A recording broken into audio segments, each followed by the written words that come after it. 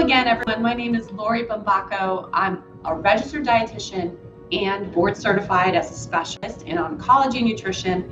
And I'm back again with yet another video for the month of March, all about celebrating food and ways that food can nourish our bodies to help fight disease, especially some compounds in these foods that I'm going to share with you today that are cancer fighters. So we're in the month of March. That brings to mind one of my favorite holidays, St. Patrick's Day. And that's why I'm wearing the green today to, celebrate, join in the festivities.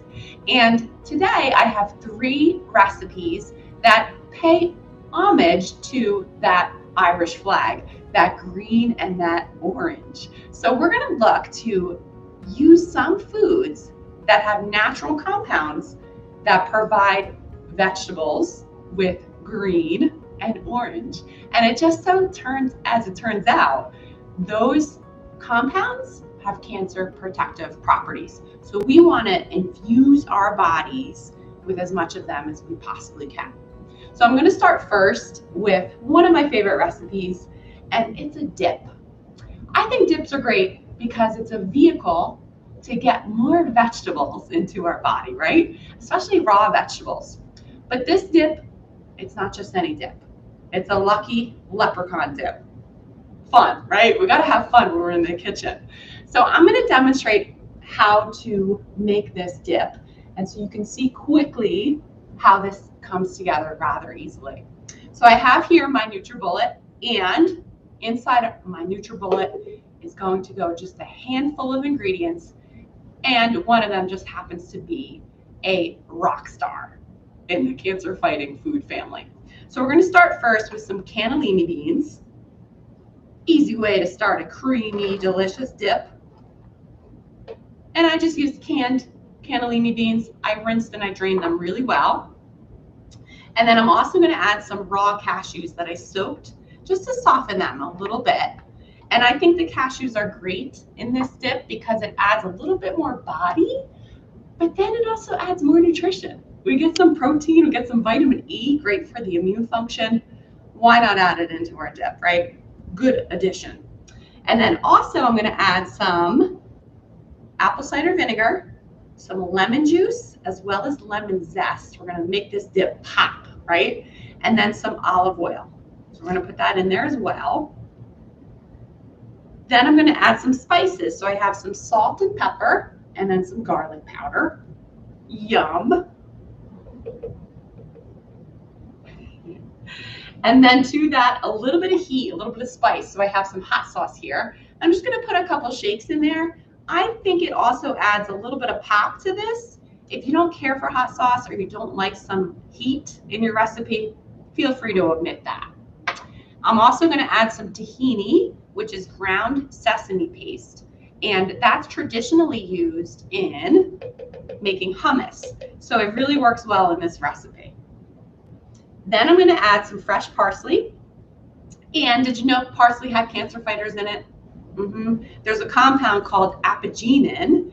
And what that does is it has been shown to reduce the blood supply that tumors like to build for themselves, those greedy tumors. So the apigenin in parsley has been shown to help inhibit that process. Now, I mentioned apigenin in parsley in the video that I provided in February. So if you wanted to watch that because you missed it, just go to the YouTube channel for the Judy Nicholson Kidney Cancer Foundation. You'll see a lot of different videos because I like to do a lot of talking about nutrition. So if you happen to miss any, they're all there for you. You can check them out for yourself. And it usually involves food. So if you like to eat, it's right up your alley. Okay, so our parsley's in here. I'm going to add a touch of water to make sure that this blends together okay. And then we're going to add our cancer fighter, our special cancer fighter. You probably have heard of it. It's called kale. Kale is going in our lucky leprechaun dip. And I like to take advantage of convenient, nutritious products. So rather than get fresh kale and wash it and peel it and chop it, I just take advantage of frozen kale. Because guess what's in this bag? All it is kale. So they do all the work for us, and we get to take advantage of how convenient that is. So we're going to add the rest of the last ingredient here, which is kale. And if you're not sure how to use kale, or you just don't necessarily care for it, here's a great way to kind of tuck it into a recipe that it doesn't necessarily stand out. We have so many other flavorful ingredients in here that you'll be happy you added it, because really what it's going to do is infuse more cancer protection and give some color, right? Because we're after color when we're looking to fight cancer. So I'm going to mix that together in my NutriBowl.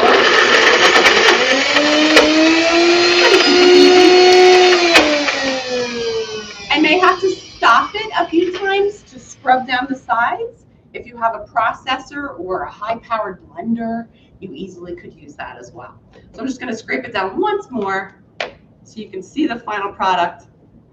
Why I love kale is because it's part of a special family. It's in the cruciferous vegetable family. Have you heard of that one? So the cruciferous vegetable family has cabbage, another great choice for St. Patrick's Day. It has Brussels sprouts, it has broccoli, radish, some of our greens like mustard greens. They have a compound called isothiocyanates, and they tell cancer cells to die. So we want to eat as many of them as we can, as often as possible too. All right, one more spin. There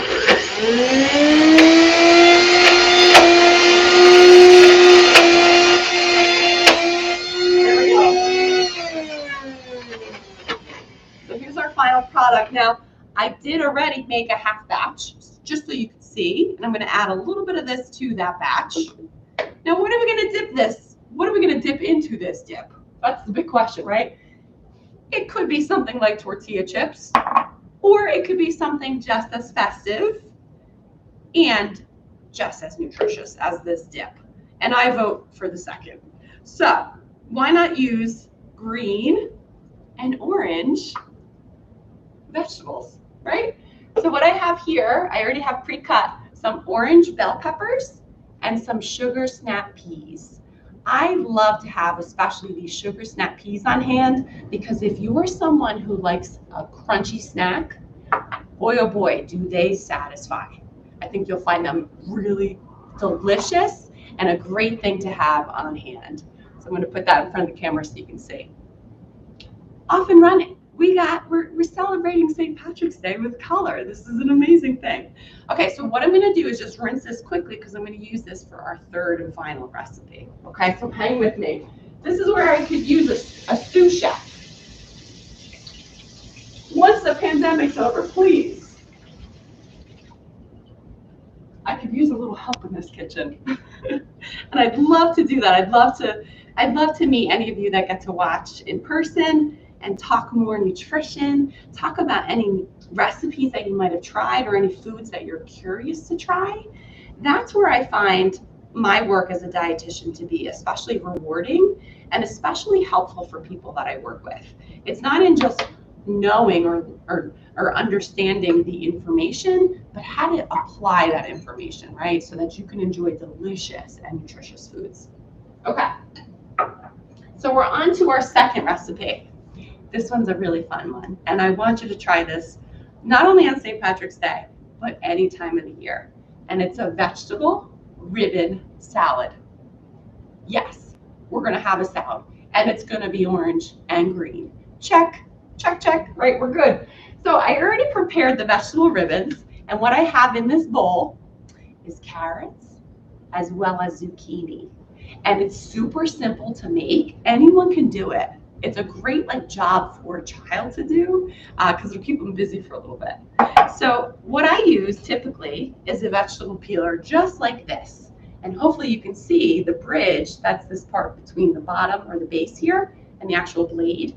We want a good distance there, at least a half an inch. And this is going to help us create some ribbons with vegetables.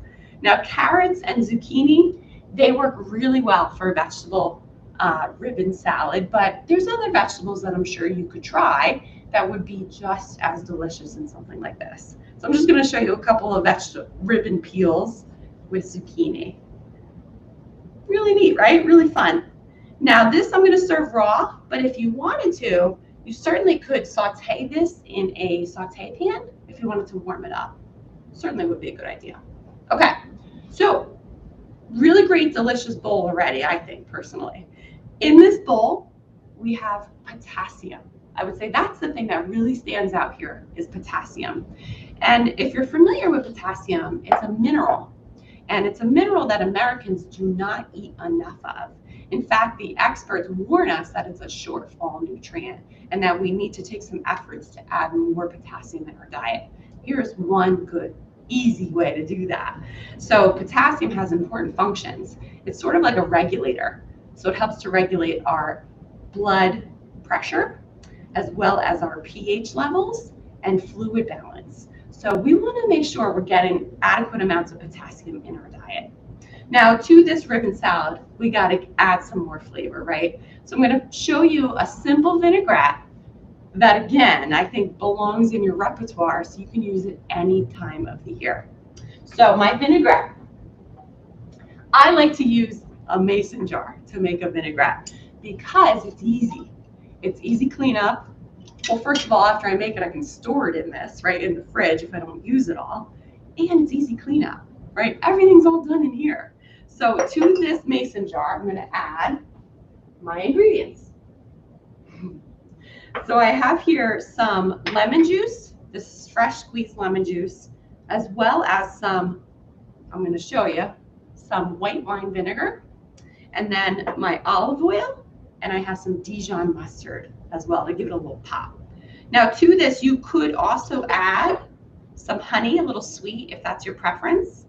It's up to you. You could use maple syrup, that would work.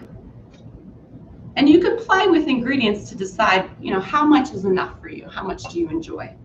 But this fresh made vinaigrette is going to taste far better than anything you can buy in a bottle in the store. And it's so easy to make. Look, I'm already basically done. And then what I do is I just cap this and I give my arms a workout. So I just give it a really good shake. There's also a little bit of salt and pepper in here. There we go. Voila. So it's all emulsified, you can see, right? Now I'm going to pour this over my ribbons, and you can give it a little taste to see if it needs something else. Like, does it need a little more acid? Do you prefer it a little sweet? So do you want to add a little bit of maple syrup or honey? That's for you to decide. That puts you in charge of your nutrition, which I just love. So I'm just going to toss this. We're just spread it on the ribbons. And we're not going to stop there. So I like to add a little bit more texture as well as nutrition to my salads. And one easy way to do that is with seeds or nuts. So you could put some chopped almonds on this, or you could do hemp seeds, which is what I happen to have here. And hemp seeds, they're a great option because they are a plant-based protein. Did you know that? They have a nice mild flavor, so they work well with almost anything that you could imagine using them on. So I just put them right on top, and again, they're going to add some great texture, a little subtle nutty flavor, and a lot of protein. Also some healthy omega-3 fats in there as well. So it's like really bang for buck in terms of a seed. And then I like to usually top things with some more color. So a little bit of that parsley, which again, we think of parsley as a garnish, but now you know, it has that apigenin in it, which is a cancer fighter. So we're getting cancer fighting properties in something that is just making this look even more pretty. So there you have it, nice little vegetable ribbon salad. Again, we're going with the orange and the green theme here, right? So there you go, our second of 3 recipes. So I'm on to my final recipe, and I thought most people like to eat dessert. So why not provide something that's a little sweet, but also packs a lot of nutritional punch. So what I want to show you is something that is, again, really simple, and I think you could do not just on St. Patrick's Day, but any day of the year.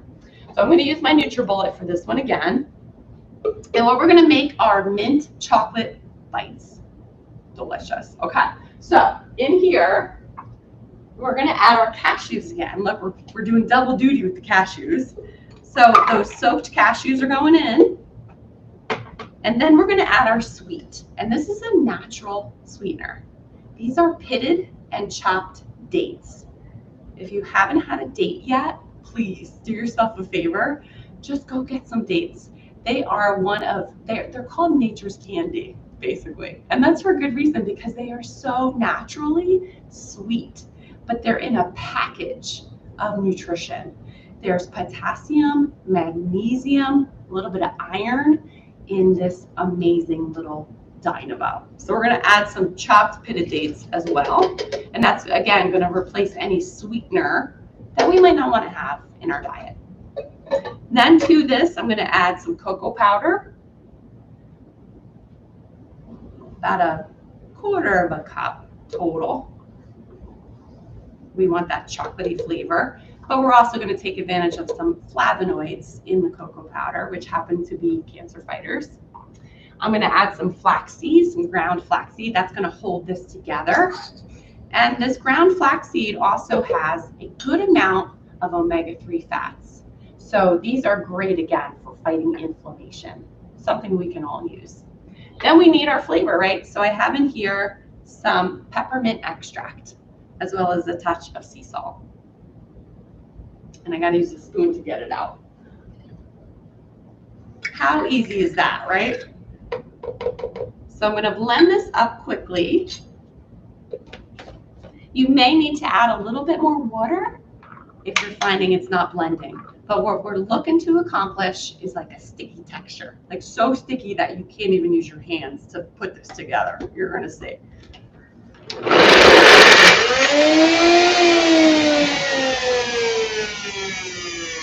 And just like our dip, I'm going to have to stop it a couple times to make sure I scrape down the sides to make sure everything gets mixed together and incorporated.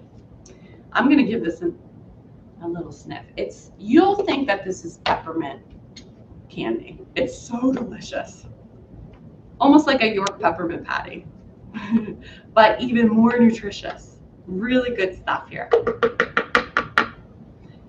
And I'm going to show you a secret way to add some green to this recipe in a minute.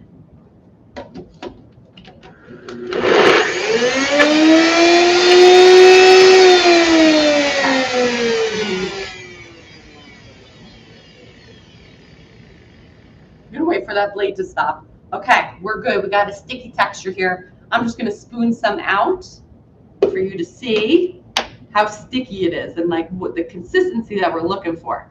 Now, actually, you could, if you preferred, if you like a little bit of texture, you don't have to blend it all the way through, right? If you like a little, like an almond joy, right? You could have a little bit of texture in there. You could. I wonder if you could add coconut in here. I mean, the sky's the limit with this, right? So see how sticky this is? Really good. I'm going to roll them out in a minute, but I want to show you the final product that I already created because I packed them on this pie plate, which is lined with parchment paper so they don't stick to the bottom. And I popped them in the fridge. So if you do that for about a half an hour, you could even put them in the freezer as well. They're going to firm up, and you probably would prefer them that way. Now, hopefully you can see they're topped with a little something special that's green. So what I decided to use was some matcha green tea powder, a cancer fighter, right? So we're going to even add more nutrition to this. And I just popped it right on top here. A little shake will do. And this doesn't add a ton of different flavor. I promise, the peppermint patty itself is going to be so delicious that you won't be sorry you added that little pop of green dust. So green tea powder, matcha green tea, has a compound called EGCG. You probably have heard of this. So EGCG, it tells cancer cells to die. So another great choice in terms of our cancer protective toolbox for food. Really great option here. So there you have it. That's our third and final recipe. I hope you get a chance to try any one of these or all of these, and I hope you get to share with me what you've discovered for yourself in your own kitchen. Thank you so much for watching. I look forward to seeing you next month, where I'm going to present another whole collection of recipes in order to celebrate nutrition. Thank you again.